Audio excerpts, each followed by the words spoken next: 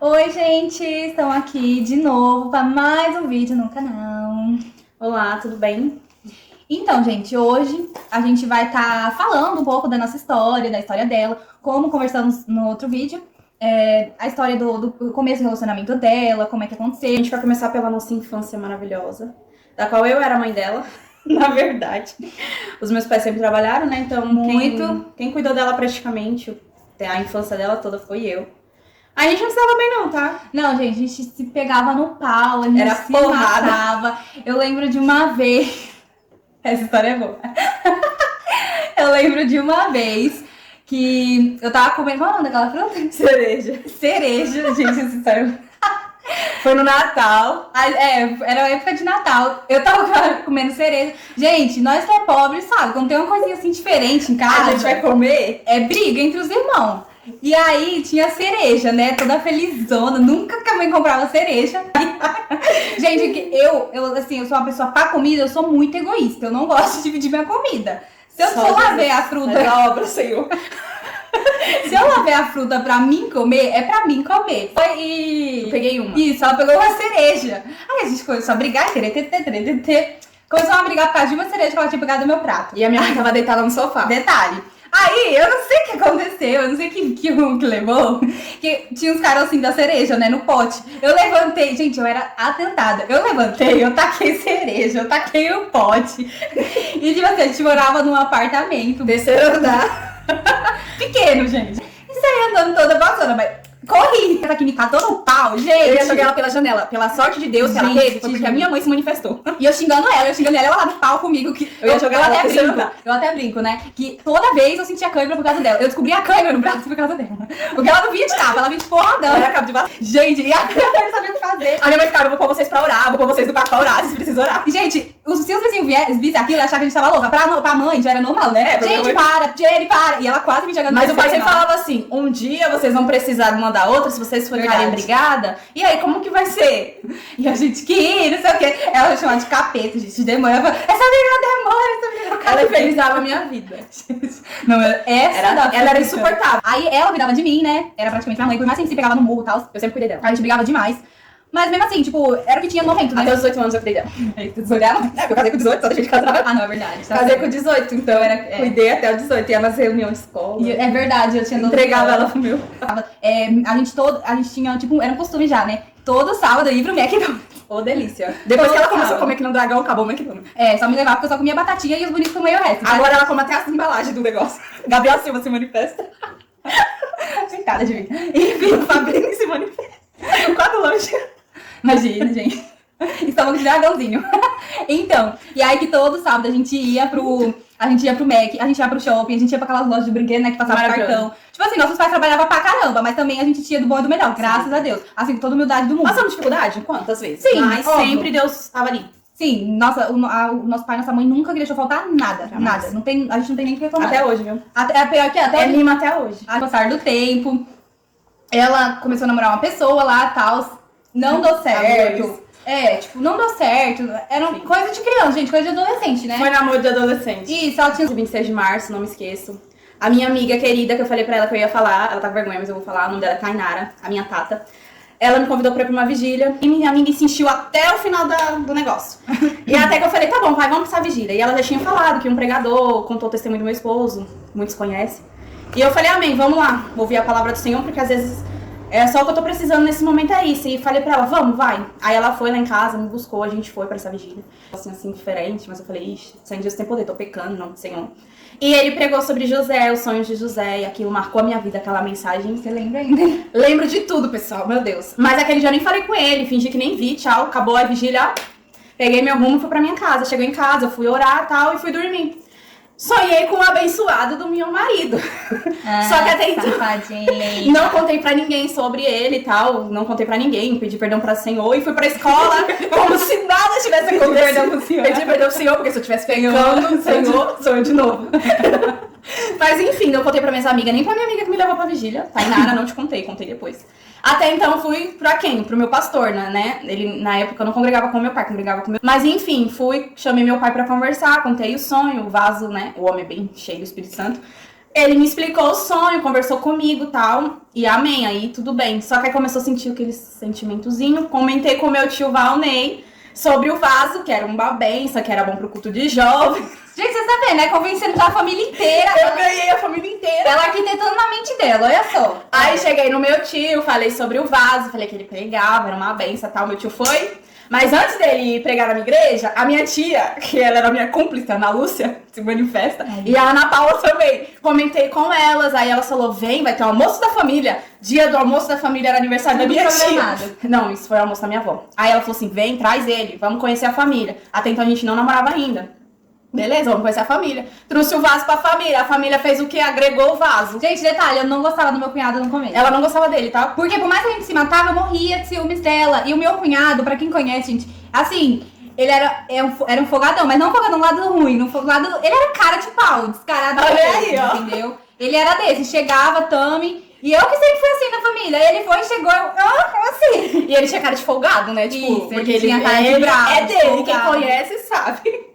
Mas ele era um amor, então ele já chegou, parecia que eu já conhecia a minha família há 1000 anos. Aí contei pra minhas amigas de escola. Minhas amigas super me apoiou, tudo doida, né, filha? Porque aqui só o povo me apoia de um jeito que eu fico tremendo. Aí minhas amigas super me apoiou, tudo, contei pra minha família apoiou, meu irmão. Pode ter alguns que não se... Amém. Sempre tem. Mas, então, aí eu fui, meu pai começou a perceber, aí eu tava lá na rede social, conversando com o vaso, aí meu pai ficava, sei não, tem alguém de olho no vaso.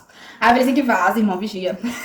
Até então meu pai percebeu que já começou a sentir sentimentos, até então que o vaso de Deus conquistou a família inteira, né? Tipo, já era o membro da família. Chegou aí na minha casa, na verdade não na minha casa, chegou na casa da minha avó. E era na casa da minha avó direto, nos almoços, aniversário, ele tava tudo lá.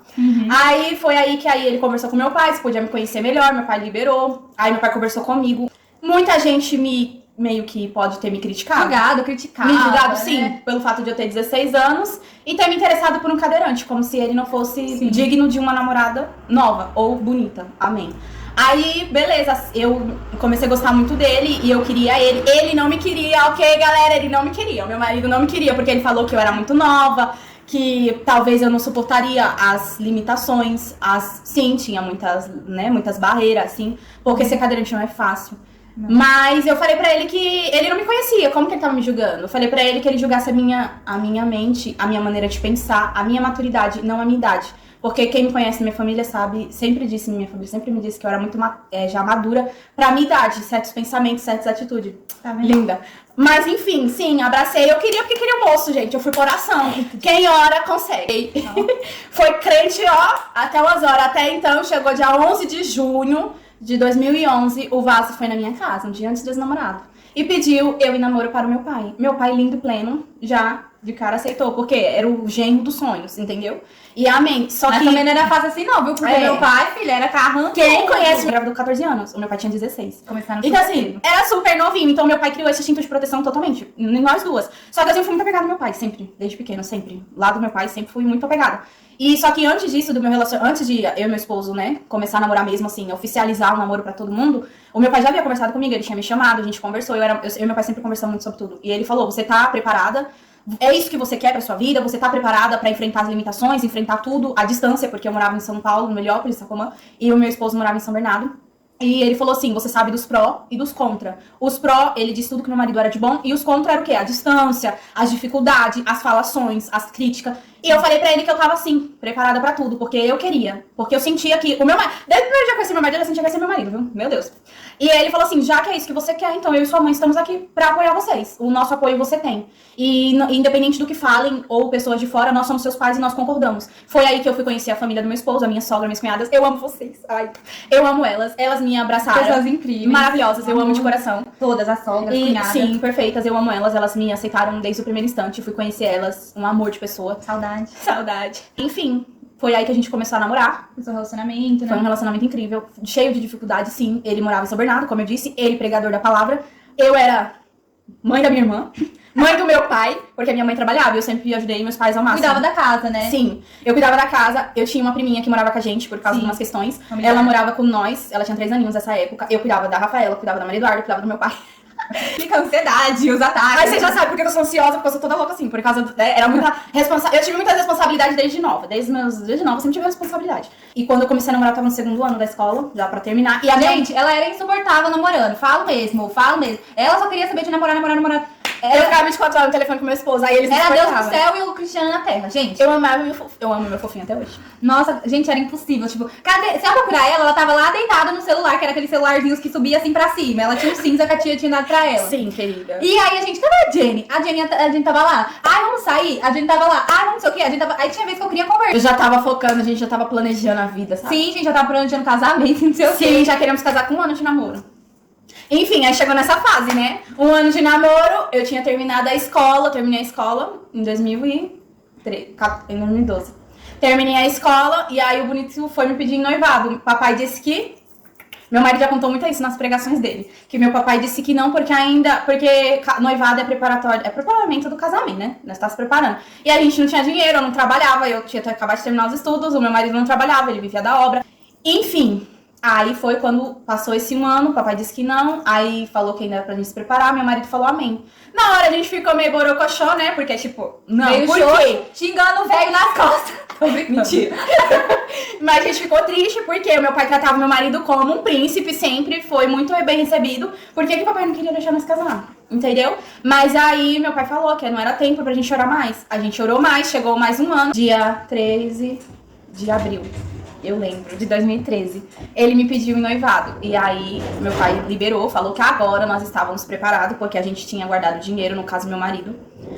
Tinha se programado. Ele... Como é que vocês guardam dinheiro? Então... É dessa parte daí. A gente sempre guardou moeda, toda a vida. Gente, De namoro. eles casou ajuntando moeda de R$1. Gabriel, você para de me enrolar, hein?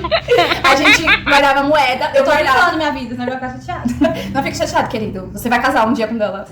Aí, a gente guardava moedas. Na minha casa, a gente tinha os cofrinhos, a gente guardava moeda. Eu lembro. Eu ajudei, meu marido tinha uma dívida quando a gente começou a namorar. Ele era muito gastadeiro no cartão de crédito. Eu ajudei ele nesse quesito, falei pra ele parar de gastar. A gente não saía pra comer fora, cada um comia na sua casa e se encontrava. Por quê? Eu falava pra ele que a gente tinha que aprender a se controlar porque a gente queria casar. E pra casar a gente não pode ter dívida, né? Porque como que nós casamos com dívida? Aí foi aí que a gente entrou no consenso, a gente parou de gastar em shopping, em loja, em lugares assim que às vezes a gente gastava um pouco, a gente parou. E ele conseguiu quitar as dívidas dele, então ele não tinha mais dívida nenhuma. O dinheiro que ele vendia os DVDs dele, que meu marido tinha DVDs de pregações, ele começou a guardar, só pagava o que ele tinha que pagar e guardava o resto. Começamos a juntar dinheiro. Porque quando você vive uma vida assim ali, e você põe tudo nas mãos de Deus, e Deus toma a direção, vai dar certo. E foi assim que nós casamos. E aí foi quando a gente começou a guardar dinheiro, a gente namorou 2 anos. A gente ficou noivo 6 meses. A gente casou em novembro, dia 9 de novembro. E dia 10 foi a cerimônia. E juro que foi difícil. Barreiras, milhares. Lutas, milhares. Relacionamento, o inimigo se levantou? Se levantou. Mas quando você tá focado, vai. E aí a gente casou, pra glória de Deus. Foi muito lindo, foi perfeito. Com esse dinheiro guardadinho. Eu cantei. A bonita cantou. A galera foi tudo, gente. Meu marido fez um casamento pra 450 pessoas. Eu não sei de onde ele tirou tanta gente, mas ele chamou a nação brasileira de São Bernardo. Ele chamou São Paulo. São Bernardo em peso. A gente contratou ônibus de São Paulo pra trazer o povo. Vocês não têm noção. Como foi muito louco esse casamento. Ai, foi lindo. Foi perfeito. Até hoje parece que foi um sonho, assim. O meu casamento foi realmente o meu sonho. Que o meu esposo, ele realizou. A festa de casamento, o meu esposo realizou conforme tudo que eu quis. E Deus realizou o meu maior sonho de encontrar um grande homem, um homem de Deus, um homem verdadeiro, um homem sincero. Antes de cristão, ele tinha caráter como homem. Isso, eu sei que eu fui casada com um grande homem. Isso eu falo com toda certeza, ele é incrível. Não tem como falar de cristiano se não falar com amor. Sim, não tem. não. Onde ele chegava, ele era diferença, ele era referência, ele era diferente. Onde ele chegava, ele conquistava as pessoas de um jeito incrível. E a gente casou, teve um casamento incrível, as pessoas maravilhosas estavam lá. Nossa família, lindo. amigos, igreja, foi, assim, várias igrejas que ele pregava. Foi incrível. Sim, e assim, pra quem não conhece, né? Muitos caras, mas tem uns que não conhecem. Ele era pregador, né? Pregava na igreja. Por que a gente fala que ele vivia da obra? Porque ele era cadeirante, só que ele não nasceu cadeirante. Foi por conta de coisas do passado dele, ele era envolvido com coisas erradas, né? Tipo, tráfico. Sim. Gente, ele era deu trabalho. Ele era da vida. A história de vida dele é linda, é incrível, entendeu? E ele tinha os DVD dele, né? Sim. Que antes era muito... Tipo assim, tava no meio do No auge, auge, né, DVD. DVD. Então, ele conseguia viver disso, entendeu? Todas as igrejas que ele passava, ele conseguia vender DVD dele. Sim. Tipo, todo mundo tinha muita curiosidade no testemunho dele, na história dele. Por que ele ficou cadeirante? Tipo assim, ele levou vários tiros, né? Ele tinha várias balas. no 8 corpo. vezes, 4 em um e 4 em outro. O almoço era trabalhoso. Ele é homem de ferro. É porque eu não tenho fotos dele peitoral e costas, porque senão vocês iam ver. Ele ainda tinha bala no corpo dele. 4. Passado por isso, ele se converteu, ele aceitou a Jesus. E passou a ir pra igreja, então aí E ele Deus já... mudou. Isso, Deus mudou a vida dele e ele vivia pregando, né? Pra Cristo. A vida dele era obra, né? Sim. O tempo dele, assim, vago era pra mim. Realmente. O tempo que ele tinha vago... Sim, ele era bem também conhecido, porque não era só uma simples pregação que você vai lá na igreja e você ouve alguém... Ele meio que palestrava, gente. Tipo, era um dom mesmo. Era um dom de Deus. Entendeu? Que ele pregando, ele tava fazendo uma palestra, ele tava te dando um estudo. E, tipo assim, você não tinha vontade de parar de ouvir, entendeu? Era aquele tipo de coisa que você ouve, você quer perguntar, e você fica, por quê? Como? Quando? No entanto que eu casei, o meu casamento saiu muito caro. E eu fiquei assim, de onde saiu esse dinheiro? Quanto saiu o seu casamento? Olha, aquela época saiu a beira de uns 20 mil reais, só o casamento. Gente, imagine, pagar um casamento de 20 mil reais juntando moeda. Casar numa chácara. Ai, o amor é lindo, gente. Foi incrível, gente, incrível. Eu casei sem nenhuma dívida. A única dívida, pra dizer que não tinha, foi porque ele quis comprar uma televisão parcelada. E eu falei pra ele, mas como você tem dinheiro pra pagar? Porque a gente casou, a gente fez o casamento inteiro. E assim, pagamos tudo à vista. E ainda, detalhe, porque quando a gente casou, que a gente casou e foi morar junto, tudo bonitinho, ainda tinha dinheiro guardado, porque Deus cuidou os mínimos. Detalhe, o meu casamento foi Deus. Dinheiro. Eu não sei como que a gente pagou tudo. Sim, graças a Deus, os padrinhos, amigos que nos ajudou, pastores... Assim, pessoas incríveis que nos ajudou, sim. Tivemos muita ajuda, família. Sim, a gente teve bastante ajuda. As coisas da nossa casa, algumas coisas a gente ganhou. Mas a maioria foi ele que comprou. Então, assim, foi Deus. Não sei explicar, foi Deus. Quem foi no meu casamento, que a maioria da galera que vai estar assistindo viu. Todo mundo faz seu casamento. Todo mundo foi no meu casamento, na verdade. Isso é verdade do campo. Gente, se a gente pegar o álbum dela, a gente fica, quem é esse? Quem era isso aqui? Gente, Não essa sei. criança correndo aqui atrás? Quem é essa criança se afundando? A gente, cara, e ele atrasou, tá, galera? Quem acha que a noiva atrasou, ele atrasou no cerimônia do civil e não... Ai, tava um sol da peste lá. Sabe o que? Antes de casar, ele foi fazer o quê? O meu bichinho era muito bom. Antes de nós casar na chácara, lá no dia da chácara, ele foi cortar o cabelo 5 minutos antes do casamento. Sim, a gente tava no carro lá, morrendo de Sim. calor, no sol. Passou- Desceu. Não tinha ar-condicionado no carro dele? Tinha, ele ligou com o carro. Gente, eu tava um calor, que era a maquiagem dela derretendo. E tipo assim, eu também não queria estar feia, né? Eu tinha meus 12 anos, eu tava ali no auge de ficar bonitinha. E eu me amarrando aqui, a sobrando aqui. Aí eu falei pra ela, sobe lá e vai ver se o noivo chegou. Ela me Não, desce. gente, o pior de tudo. É isso aí, ela vai ver se o seu Cris chegou, tal. Eu só desse tamanho. Gente, eu... Sara Santana se manifesta, tava junto. Gente, que diacho que eu tava com um salto desse... Gente, juro. Dessa era Nova Arenga. Poeira, depois entrando lá, tinha grama, o salto emperrou. Aí cutucava, caiu um lado, Foi muito caiu legal, pro gente. outro. Meu casamento foi Gente, surreal. E ele era uma pessoa incrível. Ele foi incrível. E aí a gente casou, passamos uns BO. O primeiro ano de casado, você sabe que é aquela adaptação, né? É. Aí foi se adaptar, porque aí eu fui cuidar dele, porque antes era a mãe e a irmã que cuidava dele. Aí passou, né, a mamãe aqui foi cuidar do meu bebê, cuidei dele. A gente passou por algumas lutas. O meu marido, quando a gente casou, ele já tinha diabetes, mas ele não aceitava, porque, né, novo, como? Mas assim, tava super ainda controlado, era uma vida tranquila. Ele não tinha enfermidade, ele não tinha feridas, ele não tinha nada. A gente casou muito bem. Só que, infelizmente, assim que eu casei, quando eu casei, a minha cunhada mais velha, a irmã dele mais velha estava doente. A gente já casou com algumas... Assim que a gente já casou, a gente já passou por um momento difícil, porque eu casei em novembro de 2013 e 2014, em janeiro, minha cunhada faleceu. No final, 3 dias antes do meu aniversário. Ela faleceu, foi bem tenso, foi um mês, assim... É a irmã terrível. mais velha dele, né? Sim, a minha Gisele linda, maravilhosa. Minha cunhada querida, ela faleceu, infelizmente. Ela era bem nova. Isso afetou muito a gente, arrasou meu marido, porque ele era muito apegado a ela. Então já foi um desafio, porque eu tenho pavor a cemitério, a velório, a morte. Eu não sei lidar com isso e eu tenho ansiedade, então é pior ainda. Então... Foi muito difícil ajudar o meu esposo a passar por esse momento. Mas enfim, superamos, passamos. Foi tenso, porque ainda tinha a família dele, né, minha sogra. Aí meu marido comprou um carro. Final de 2014, minha irmã. Foi a minha prova maior. Enfim, era sonho dele, ele queria a vida de ter um carro, mas ele quis. E assim, a gente tem que apoiar, né? Ele foi e falou que, né, como ele tinha realizado meu sonho, eu poderia, né, também apoiar ele no dele. Eu falei, amém, varão, você quer o carro? Vamos no carro, né? Você quer o bendito do carro? Era o único dinheiro que a gente tinha, gente, no banco. Era o único. O meu marido, ele não era aposentado, mas recebia um benefício, era um salário mínimo sempre. Então a gente vivia disso e da obra que ele pregava. E aí a gente sempre pastou muito por questão de igreja, né? Porque a gente ia pregar de ônibus, de trem, metrô, então era muito sacrifício. E ele foi resolver comprar esse carro pra nos ajudar. Só que eu senti que não era tempo e tal, e a gente comprou. E aí o carro, o que acontece? Veio com problema já. E foi aí que esse apoio que eu dei nele, sim, porque éramos um casal e casal é assim, a gente tem que se apoiar. Eu falei pra ele que eu não concordava, mas eu apoiava. E se fosse pra dar certo ou errado, eu tava com ele. Enfim, não deu certo. O carro quebrou, deu um monte de BO. Deu muito ruim. Gente, meu Deus, os irmãos ajudou muito a gente nessa questão, porque o carro quebrou acho que umas 3 vezes. Quebrou o cabeçote, aí os irmãos nos ajudou. A ventoinha Arrumamos. não pegava, não Vieram pra Vinhedo, estourou o motor. Áudio. Minha irmã, pensa no Audi. Olha, pensa no Audi 2001 Turbo. Como é caro. Só dava ruim, gente. Só dava muito ruim. Enfim, viemos, ela tava vindo com a gente dentro do carro. Pra Vinhedo, no carro todo bonitinho, automático, prata, a coisa mais linda, perfeita. Pobre, né, gente? Pobre assim, anda no carro confortável, tá... Tudo feliz lá, com o carro cheio, vindo pra Vinhedo, passar a virada de ano com o pai e mãe. O que acontece? O que acontece, galera? No História. meio da estrada. E chorando de lá aqui, porque eu não queria vir. E o meu marido, vamos que vai. Eu falei, vai não, vamos voltar. Não, vai que vai. Eu falei, então tá bom, Varão, vamos. Ele era... O bicho é teimoso, viu? Porque quando ele queria, ele queria. E aí estourou tudo. Queimou foi tudo. Dia 24 de dezembro de 2014. Pensa, gente, onde arranjar um guincho? Ligando pro meu pai, pai, o carro quebrou. Meu pai já devia estar, ó, tá puto.